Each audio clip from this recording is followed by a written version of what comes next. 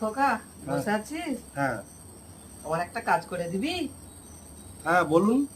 আমার ছেলে বিদেশে থাকে, আমার এই চিঠিটা পড়ে দিবি। আমি তো লেখাপড়া জানি না, আর সব পাশের বাড়ি কোথায় গেছে ওরা বেড়াতে, তাই দে না একটু পড়ে, এটা দে না।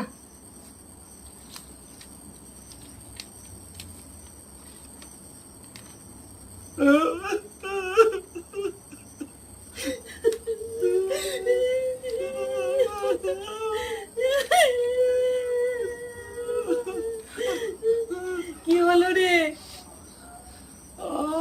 আমি তো পড়াশোনা জানি না, পড়াশোনা জানলে পড়ে দিতাম। আমি তো পড়াশোনা নিরক্ষর।